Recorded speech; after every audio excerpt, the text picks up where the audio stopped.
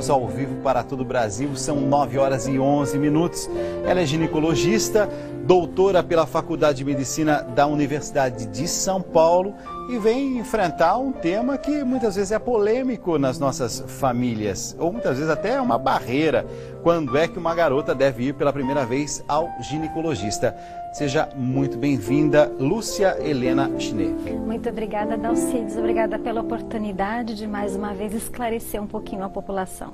Inclusive, esse tema que me parece um certo mito. Eu já vi, por exemplo, mãe dizendo assim, não vou levar para ginecologista a minha filha, porque senão eu vou começar a despertar a sexualidade nela antes da hora. Não tem esse mito?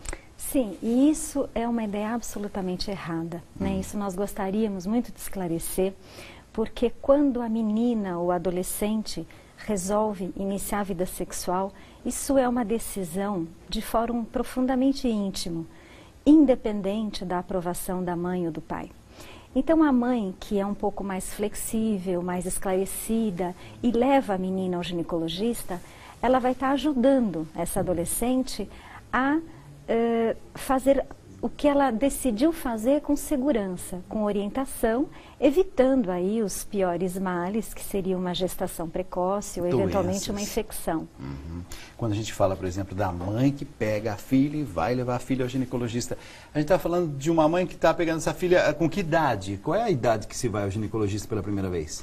Dalcides, essa é uma pergunta muito frequente das mães que frequentam o consultório, porque o momento e a idade também é muito relativo. Pode ser desde depois da primeira menstruação até após a primeira relação sexual. Isso vai depender da família, se é uma mocinha que tem uma mãe em casa esclarecida que possa dar as primeiras orientações, não precisa precipitar a consulta. Não há necessidade, se ela for normal fisicamente e não tiver dúvidas que a angustie e a mãe consiga orientar adequadamente para proporcionar, enfim, o esclarecimento e o início de vida sexual bom. Porém, se a mãe se sente insegura ou muitas vezes constrangida de conversar esse assunto com a filha, em segundo lugar, a pessoa ideal, né? Em primeiro lugar é a mãe, em segundo lugar a pessoa ideal seria um ginecologista, sim, porque vai estar orientando bem. Então o momento, ele na verdade é determinado pela própria mocinha. Quando a mocinha tem necessidade, quando a mocinha está com dúvidas ou insegura ou eventualmente apresenta algum sintoma que chame a atenção da família. Ali por volta dos seus 12, 13 anos, é isso? Pode ser, ou pode ser 15, 16, ou pode ser antes de entrar na faculdade, 18, aí vai depender da vida da menina. Homem não tem isso, né? Não tem assim, o menino ficou com 13, 14 anos, temos que levar... Não tem isso. Porque o homem é mais simples, as consequências para ele, em princípio, do início da vida sexual não são tão drásticas. Então, os cuidados, a prevenção, não chega a ser uma preocupação tão importante da família, embora devesse ter, né? Porque na medida que o país evolui, que a mentalidade coletiva evolui, o homem começa a entender que ele é corresponsável com a mulher de tudo que acontece. Inclusive, precisa ter informação adequada. Nessa primeira consulta, a garota ela vai sozinha ou ela vai acompanhada pela mãe? Então, o ideal, como ela é menor de idade, ou normalmente o que acontece é a mãe vai junto, a mãe escolhe um ginecologista da confiança dela, né? Acompanha, a menina, a mocinha fica quietinha e ela observa muito a relação da mãe com a médica ou com o médico. Depois que a menina vai adquirindo confiança, numa segunda ou numa terceira consulta, nós deixamos à vontade e a própria menina solicita ter algum momento particular com a médica para fazer as perguntas que a angustia. Esse é mais ou menos o método que se costuma assim, se ter? Normalmente é assim. A mãe, ela já ensina a criança, a menina, a adolescente, o significado da ginecologista na vida dela, né? Então é aquela que vai acompanhá-la desde a primeira relação até, né, todos os eventos importantes da sua vida, o casamento, a gestação, o climatério, a menopausa. Então, a ginecologista passa a ser até uma confidente, uma amiga. Sim. Então, a mãe que passa isso para a criança ou para a menina, dando exemplo da frequência, ela já está ensinando a importância da consulta. Em princípio, ela escolhe um ginecologista da confiança dela, mas a mocinha pode não se identificar com o ginecologista da mãe e optar por outro. Passo. E aí vai ser ela o segundo vai fazer passo. A escolha dela. E a menina, depois que tem aqueles segredos, aquelas dúvidas que ela não consegue conversar com a mãe, então ela reparte com a médica quando ela solicita um momento particular. E a mãe precisa ter aquele desapego, aquela flexibilidade de dar licença para o ginecologista e ir para a sala de espera aguardar. Olha, as boas dicas e super práticas, né, no nosso dia a dia, no dia a dia das nossas famílias. Paulo tem questões, perguntas, diz que está chegando coisas de todo o Brasil. Vamos ouvir então as coisas de todo o Brasil. Pois é, Dalcides, eu convido você que está em casa a participar, manda pra gente a sua pergunta, ou então deixa um comentário, a gente quer a sua opinião, redevida.com.br/tribuna, esse é o nosso site, aparece para você na tela, para você lá entrar lá, clicar no botão participe ao vivo, poder mandar pra gente a sua opinião, como fez, olha só, a Lídia, ela mora no Mato Grosso, mora lá em Cuiabá, e a pergunta dela é: doutora, por que a saúde ginecológica ainda é tão associada ao sexo? Falta informação à população? Bom, em primeiro lugar, ginecologia tem sim muito a ver com sexo também. E é o assunto mais frequente que leva a mocinha ao ginecologista. E nós, como família, como educadores, é que não podemos ter tabus em relação ao sexo. Porém, existem doenças ginecológicas que são as menos frequentes, né? E também que levam a menina, mas eu diria que de 5 a 10% das mocinhas que vão ao ginecologista iriam por uma doença. A maioria vai sim para se orientar, para iniciar a vida sexual, que hoje em dia os valores mudaram um pouco, os costumes mudaram e os pais precisam flexibilizar, aceitar e não ter seus preconceitos em relação a isso. Tem várias perguntas chegando, inclusive se por acaso o exame é necessariamente dolorido. Existe alguma coisa assim? É bastante interessante nós esclarecermos. Importante é que o ginecologista, o profissional, na primeira consulta, ele seja delicado, ele seja calmo, vá aos poucos. Muitas vezes não é necessário o exame físico numa primeira consulta. Por outro lado, a mocinha precisa ser esclarecida o que é, por exemplo, um espéculo, né?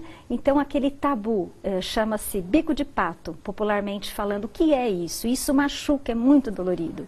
E não é, né? Então, é importante que a gente mostre para a paciente como é o aparelho, ele vai ser introduzido na vagina, por quê? Né? Então é importante examinar, é importante a coleta do Papa Nicolau. Então qual a importância desse aparelho e explicar acima de tudo para ela que se ela ficar tranquila, se ela ficar relaxada, não vai doer, não vai incomodar. É mais ou menos como um dentista. Um é cavidade oral, outra é cavidade vaginal. Então, na medida que o ginecologista vai conversando, ela vai conhecendo e adquirindo confiança no profissional, ela se acalma. Ela se acalmou, ela relaxa e o exame não dói. Inclusive, vai gradativamente tendo mais confiança nesse profissional e pode ser um grande confidente, como você disse.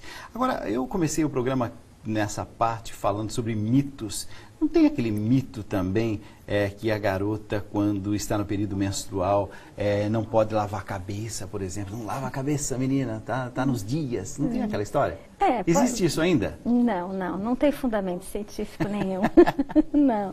A moça menstruada, ela tem sim uma deprivação hormonal, né? Então nós temos o pico do hormônio progesterona e quando a progesterona cai abruptamente, ela menstrua. Isso gera, sim, alguns sintomas. Então, a progesterona alta, por exemplo, ela retém líquido, ela edemacia. E quando ela edemacia, A mulher pode ter edema cerebral, ela pode ter cefaleia, dor de cabeça, ela pode ter mastodínia, que é a dor nas mamas, ela pode ficar um pouquinho mais mal-humorada, e a gente estaria falando da tensão pré-menstrual. Isso tudo antes da menstruação. Quando a menstruação vem, então esses sintomas é como se tirasse com um banho, com a mão, né? Agora, não há por que não lavar a cabeça ou não comer algum alimento. Isso são mitos, A única observação que eu diria, ela fica mais sensível. Ela fica mais sensível por essa deprivação de progesterona.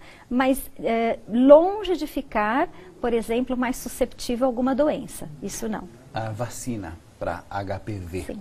Isso é fundamental? Muito importante, né? Nós temos hoje uma epidemia do herpes, né? Pois não. Não, porque dizem que tem que se tomar, mas assim, é quando não se teve ainda a iniciação sexual, é isso? É isso mesmo. Eu estive aqui já falando sobre isso, né? Exatamente. Isso, então. Eu guardei. Então, o HPV... existem principalmente 4 números que são os oncológicos, né? Nós temos mais de 100 tipos, muitos inofensivos, em média 40 que contaminam o ser humano, e desses, sabidamente, 4 oncológicos. Em média, uns 10 oncológicos. A vacina tem a defesa para 4. Porém, se a mulher já iniciou a vida sexual, ela pode estar contaminada pelo HPV, mas não ter manifestado ainda, porque a manifestação da doença vai depender muito da resistência, de todo o mecanismo de defesa dela. Então, esse HPV pode estar incubado no organismo da mulher por alguns anos e se manifestar lá na frente. Portanto, a ideia da vacina é tomar a defesa, tomar os anticorpos antes de iniciar a vida sexual. Só assim o laboratório pode dar a garantia da eficácia da vacina, que é 100%. Quais são assim, as principais dúvidas que as meninas têm quando chegam a um consultório pela primeira vez ou nas primeiras vezes? Que é bom a gente esclarecer todos aqueles que estão nos acompanhando nesse momento. Eu diria que todas. É mesmo? As dúvidas são... A gente pensa que se fala muito sobre a sexualidade, sobre essas questões, mas não, né? Não, porque as dúvidas de fórum íntimo mesmo trocam um pouco entre elas, né? Entre os namoradinhos. De longe não se esclarece nas escolas, porque a educação sexual, por exemplo, é para um grupo de 40, 50 pessoas. Então, quando a mocinha chega no consultório, ela tem muitas dúvidas, ela tem muitas perguntas. A maioria delas, sim, em torno do início da vida sexual.